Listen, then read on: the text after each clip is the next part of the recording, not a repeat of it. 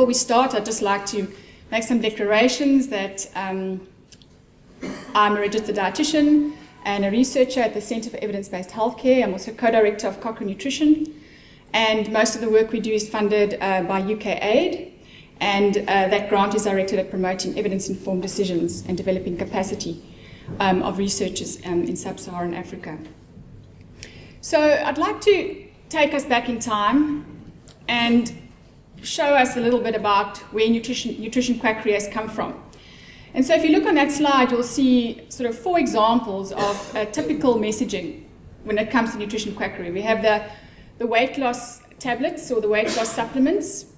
We have the message around a specific diet, which is often a single food focused diet, being a cure or prevention for certain types of diseases. We see a type of nutrition concoction or compound being something that can prevent health problems. And then we see the famous doctor and his specific dietary messaging and dietary advice. So if we fast forward to today, we see that the very same messaging is there. We see the famous doctor and his secret to weight loss. We see the single food that is miraculously helping Parkinson's patients. We see specific diets that are miraculously beating a lot of the world's most challenging conditions. And we see the weight loss tablets that are there. And so nutrition quackery and the messaging has stood the test of time. And it continues to grow and it's thriving. And in the current environment that we live in, where we have the exponential communication platforms, we have the post-truth era that a few of the speakers have mentioned, aggressive marketing and huge profits, combined with poor regulations, provides very fertile ground for nutrition quackery. And nutrition science in the media has now become, you are what you read. And so we can see that in this little comic here, we have the one guy saying, did you fact check this before reposting it? And the other guy saying, oh, I don't need to because it actually agrees with my preconceived views and biases. So it has to be true. And so exploring harm and as it relates to nutrition quackery, I'd like to just mention the different types of harm. Some of the previous speakers have spoken about the different types of harm, and a lot of them have mentioned economic harm. People that end up spending money on useless products that are sold to them with false promises. We obviously have direct harm, where somebody actually has some sort of permanent injury or death. Indirect harm, which is a replacement, a delay, or a failure to use effective treatment. Psychological harm, which is often very real in the area of terminal illness. Harm to society, misallocation of resources, and Michael mentioned a lot of that in terms of, for example, national health systems, and then harm to professionalism. And I'm going to just present a few examples of harm as it relates to nutrition quackery. And the first one is been spoken about at length. And I looked for some type of quantification of the harm that this caused, and I actually found an estimation that said between 2000 and 2005, an estimated 330,000 unnecessary deaths, 2.2 million person years lost, and 35,000 babies born with HIV. And so when you see something like that, it sort of starts to bring home some of the consequences of nutrition supplements and nutrition advice that sometimes people perceive as being completely harmless. Another example mentioned, I think, by Janusz was around drug-nutrient interactions. And the literature is littered with case reports of very serious drug-nutrient interactions. This was about a gentleman who arrived at hospital with a traumatic brain injury and had been taking omega-3 fatty acid supplements, and they couldn't get his brain bleeding to stop, and he actually died. Other reports around specific herbal products that are sold via the sort of these pyramid schemes, and where, for example, there was some severe liver problems. And this was from a study done in Switzerland, and then another one in Israel. And so these types of harms are real and are being described in the literature. Moving on to a supplement, something that is often widely recommended by, for example, personal trainers and sort of nutrition practitioners, is supplements and taking high doses of chromium. And there are cases documented in the literature of severe kidney dysfunction linked to doses of chromium, where some of that has actually been irreversible. Another example is weight loss supplements and the types of herbs that are often used in these. Something called Garcinia cambogia, which is used in a lot of different weight loss supplements, is actually found to be linked to hepatic failure requiring transplantation. And when we look at these types of serious harms, I think we can start looking at nutrition quackery through a different lens. But what I really want to say about the harms is that the harms that nutrition quackery hold for the vulnerable groups in our societies, the elderly who possibly don't have a lot of economic resources, those of us in our communities that are affected by poverty, infants and children, the terminally ill and the desperate. And I think this was very well captured by Eric Maple when he said, "In the face of the great leveler, death, we are all children, listening fearfully for the footsteps of doom, relieved only by the whisperings of hope. The quack is the peddler of hope." And so I think somebody asked a question this morning about what is it that people get when they go to these practitioners of crystal therapies or whatever it is. And I think that's what it is. It's a sense of hope. And it's a sense of certainty that is offered and that is sold very often. And I think we have an ethical priority to actually protect these vulnerable consumers from this false hope. So why is nutrition susceptible to quackery? Well, firstly, we all know it's one of the most profitable forms of quackery. The countless books that are sold, and you will find most often when a bestseller is produced, there will be a follow-up book and another one, because the amount of money that it generates is just astronomical. If we think about the various products that are out there, I mean, there are products now for everything. We heard from Harris. You can get a product to protect your breasts. You can get a product to, cure or prevent your toenails from breaking. I mean, there is something for everything out there, it's actually quite scary. The other reason why I think nutrition is particularly susceptible to quackery is because there's this idea that food and nutrients are natural, therefore they're not harmful, and there's this lack of understanding of the potential for adverse effects. But in reality, a lot of these supplements contain active ingredients that can actually have very strong effects. So that's the second reason. The third reason is that diet therapies and supplements, and we heard from Roy about the lack of pharmacovigilance when it comes to a lot of these supplements. They're not registered, they're not regulated, and there's also limited availability of adverse reaction data because reporting of these adverse events is voluntary. And so we're relying on the consumer and on the industry to actually report compliance. And because of this process, the recognition of toxicities may arise very slowly. It's often very documented in hidden websites somewhere on the internet. The other reason I think why nutrition quackery why nutrition is susceptible to quackery is this concept of news. So implicit in news is this promise to deliver something new, something novel. And that's problematic for science, especially for nutrition science, because nutrition science has a long time horizon. We have to be exposed to diet for a long period of time before it may be manifest in disease. And then also what was discussed by Jimmy this morning, the cumulative nature of science. So often one study will come out and there will be a lot of hope pinned on that study. And when looking at new research, it's always important to consider the old. And when you don't do that, there's this threat that you may mislead. And so because of this novel component, the media focuses on these narratives that sort of upend conventional wisdom. There's new information. What they said in the past no longer is valid. And so a story is only worth publishing if it has that novelty factor. And that's why you get the eggs are in and now they're not, and then the butter's back and then it's not back. And this really just perpetuates the confusion. Another reason why I think nutrition is susceptible to quackery is because it's an inherently complex science and it's challenging to research. If we think about the progression of nutrition from the tiny little micronutrients, macronutrients, and actually even non-nutrient active compounds in foods that then progress to be in foods, and then we eat lots of foods to make up meals, and then we eat regular meals at a time to make up our dietary patterns. That's one area of complexity, and that has to be quantified, and that has to be rigorously applied in research. And that within the context of lots of different other factors which are playing a role. Our genetics are different, the environments we live in, the behaviors that we have. And so that presents a challenge.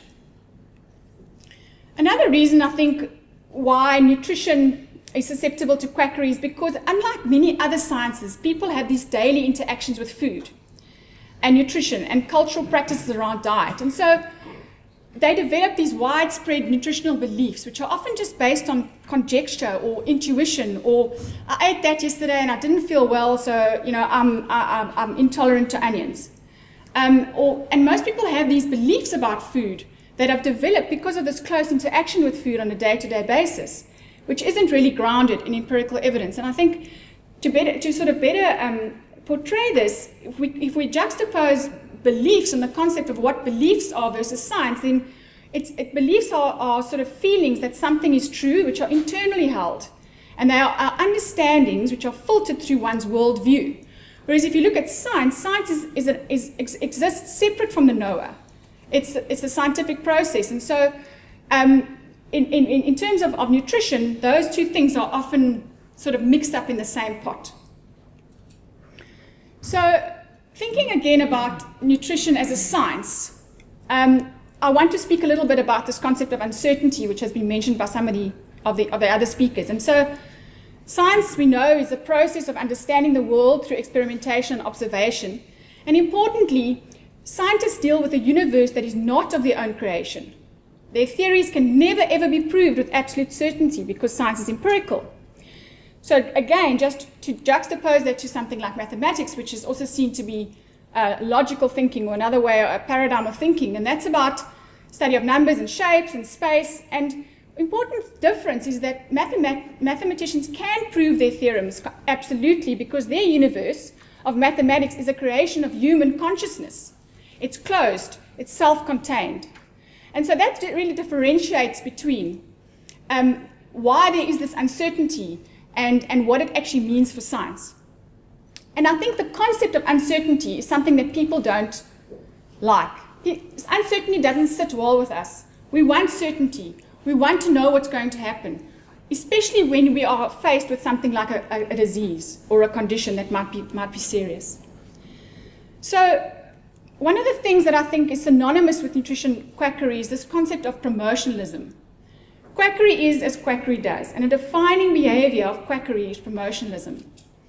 To promote is to contribute to the growth and prosperity of, or to present for public acceptance through advertising and publicity. And I think here we need to distinguish between the two, because a lot of the speakers have spoken about advertisements in the media, and then some have spoken about reporting in the media. And these are two different things. But essentially, they often achieve the same goal. So advertising is recognized as a legitimate sales vehicle, and sometimes it's less pernicious. It's often easier to spot a dodgy advert. But publicity generally passes off as being non-commercial, when in actual fact, publicity about quackery is actually a form of hidden advertising. It's actually promoting an idea, a concept. It generates the necessary bandwidth, and it gives that concept and that idea space in our thoughts and space in the information that we are receiving. And this concept of promotionalism is pervasive in nutrition quackery. And it offers what these promoters actually often offer us is certainty. They don't speak about science with uncertainty. They speak about it with strong opinions. They use good marketing. They use clever publicity. And they sell us hope. And they sell us, often there's this concept of doing good as well, which people buy into.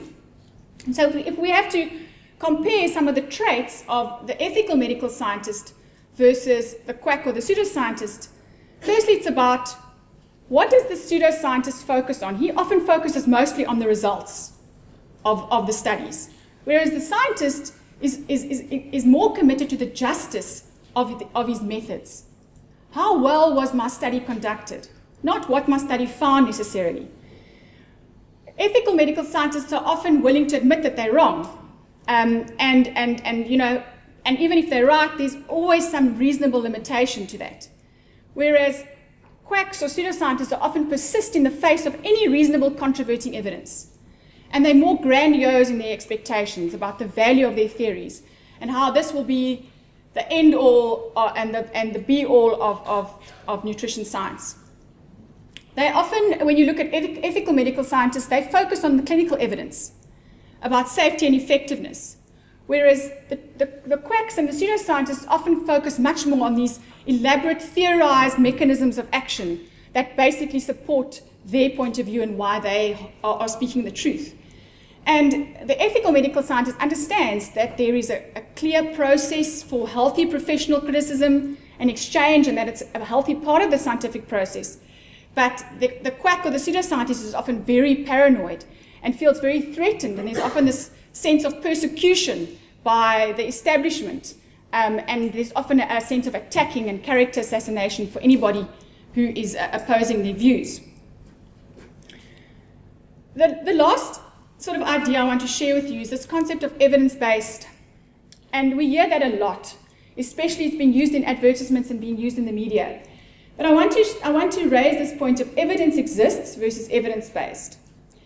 Existence of evidence, that means peer-reviewed published studies, addressing a question is not equal to evidence-based, because critical appraisal of evidence is fundamental.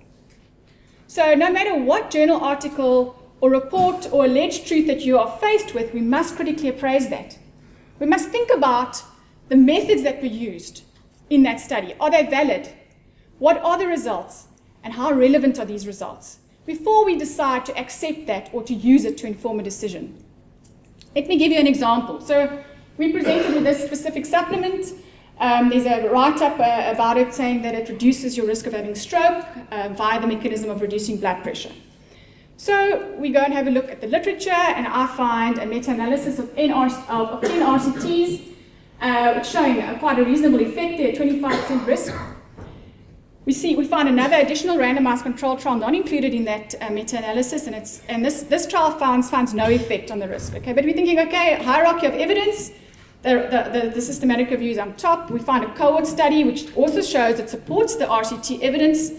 And then we find this expert neurologist. He's been practicing for 25 years, and he says that this supplement reduces the risk of primary and secondary stroke.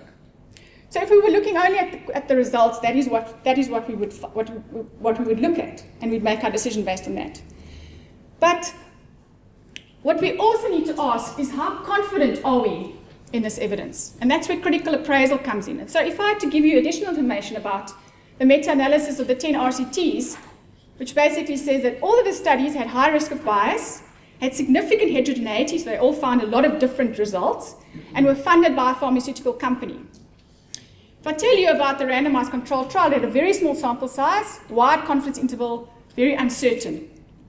The observational study, findings are consistent with previous observational studies, and if we say that this expert neurologist actually works for the pharmaceutical company. So that gives you a different insight into those results, and it tells you something about the confidence. And so when we think about results of studies and results of research, it's always important to realize that findings and quality go hand in hand. If we think, look at these two guys working in the weather office. The one guy says, I figure there's a 40% chance of rain and a 10% chance we know what we're talking about. And that really illustrates the finding, which is the 40%, and the quality, the confidence we have in that finding. And so in conclusion, I'm sorry, my slides haven't formatted very well, but I think that effectively packaging scientific uncertainty is absolutely critical to sound science communication. I think it's time that we, as has been said by other speakers, accept that uncertainty is not a weakness in science. It's actually a normal currency. It's the reason why research goes on, because we don't know everything at this point. And scientific uncertainty does not mean that we don't know anything, that the evidence can't be trusted, that it's going to turn out to be different tomorrow, and that no decisions can be made. It's just about quantifying that uncertainty and understanding how confident we are. And so when we're looking for answers, the question is not always what is the truth. The question is, so it's not do we know everything. It is do we know enough. It is how can we best use what we know to make a good decision. And that's really what using scientific evidence in decision making is all about. But communicating uncertainty is challenging. Again, because people want the answer, they want the bottom line, especially when you work with the media. But I think that when scientific uncertainty is presented as a deficiency of research, it actually promotes confusion. And this is very rife in the nutrition environment. Commercial marketing campaigns, they like that confusion. They like the one day it's eggs and the next day it's not. And they thrive on manipulating that fear and that lack of nutrition knowledge. And I think until we can effectively package scientific uncertainty as part of the message, there is a danger of confusion by misrepresentation and misunderstanding. And we will all find it actually very hard to separate evidence from opinion. So I'd like to end off with the words of Ian Stewart, who was a professor of maths at the University of Warwick. And he said, "I prefer the honest uncertainties of science to the hollow certainties of people who ignore any evidence that does not fit their beliefs." Thank you.